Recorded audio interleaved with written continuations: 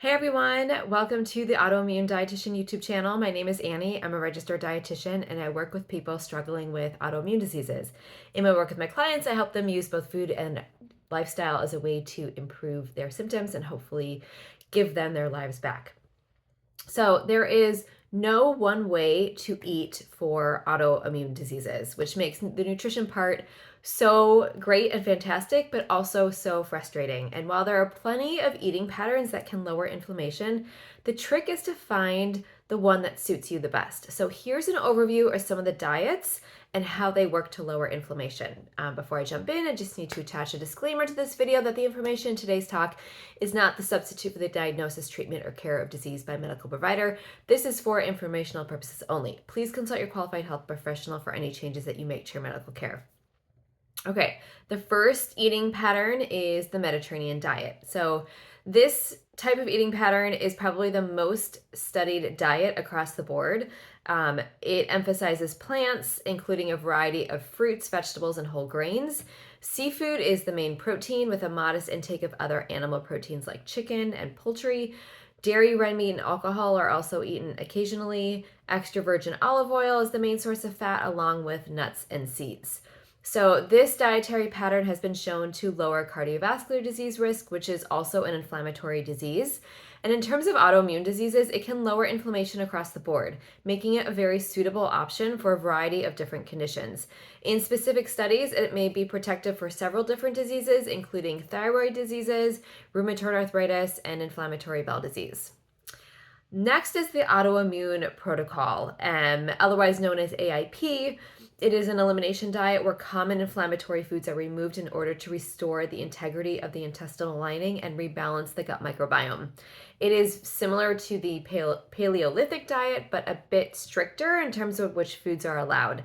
Additionally, a modified version now exists for people who are have either mild or not very active autoimmune diseases, or for those who find the original version a little bit too difficult to stick with. AIP has a handful of small studies backing its effectiveness, specifically in the inflammatory bowel disease and Hashimoto's population. Anecdotally, this elimination diet has worked for a variety of different autoimmune conditions. The key with this diet is to not stay in the elimination phase for more than 3 months at the very most.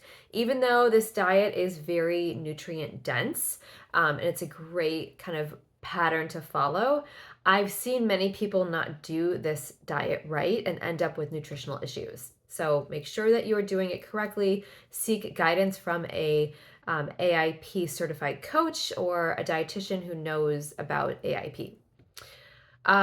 Next is the Walls protocol. So it's another eating pattern that was designed for multiple sclerosis, but can also work well as an anti-inflammatory eating pattern. The diet was designed by Dr. Terry Walls. She was an MS patient who was determined to turn her disease around. This diet is similar to the Paleolithic diet and kind of similar to AIP also, but emphasizes certain vegetable groups. The three groups that she kind of groups together are leafy greens, sulfur-containing vegetables, and then colorful vegetables. She also emphasizes organ meats, seaweed and fermented foods, and it has 3 different levels, which makes it a really nice choice for people to kind of enter at what level they feel most comfortable with. So the first level is called the Walls diet. It is gluten and dairy free, and she recommends eating 3 cups of vegetables from each of the different groups per day. So it's leafy greens, sulfur containing, and colorful. Level 2 is called the Walls Paleo. It's basically the same as level 1, but it removes all grains. So in level 1, you could have gluten-free grains. Level 2, no grains. So again, like the paleo diet. Beans and potatoes are limited to 2 servings per week. And then this adds in seaweed and fermented foods. Level 3 is called Walls Paleo Plus. It's more of a ketogenic kind of eating pattern, which I'll discuss in a minute. It eliminates all potatoes, beans, and legumes. Fruit is limited to 1 serving per day.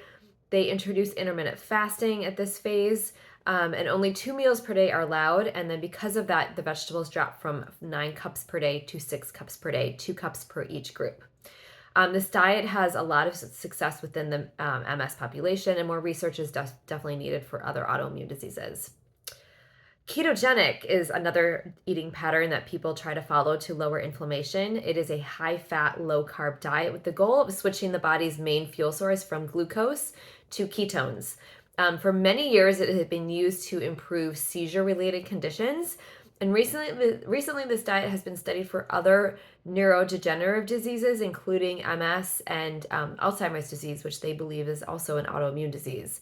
While there is limited research on this diet for most autoimmune diseases, it has shown some promise for multiple sclerosis. And lastly, the specific carbohydrate diet, or SCD. This diet restricts certain carbohydrates that are hard to digest. It's been used within the pediatric inflammatory bowel disease population with a lot of good success. And this diet is based on the belief that people with digestive disorders have trouble digesting certain carbohydrates. And those undigested carbohydrates ferment in the intestine, allowing bacteria to feed on them. And then this can cause an overgrowth in bacteria that causes more irritation and inflammation within the gastrointestinal tract. This diet is restrictive, so compliance is an issue for many people who try it. However, I have seen great results within the IBD population for people who do follow it and do follow it strictly. Most people end up, phasing into more of a paleo diet afterwards. Again, it's an elimination diet, so it's not meant to be a forever thing, but really the goal is to try to calm down the inflammation in the gut so that you can tolerate more foods kind of later on. So today we talked about a handful of different eating patterns. All of them are backed by research and have really good results within the autoimmune population. Again, the key here is to find the one that fits for you. So if you need help finding that diet, I would love to help you. I offer free 15-minute discovery calls to learn about your goals and to see if I am a good fit for you.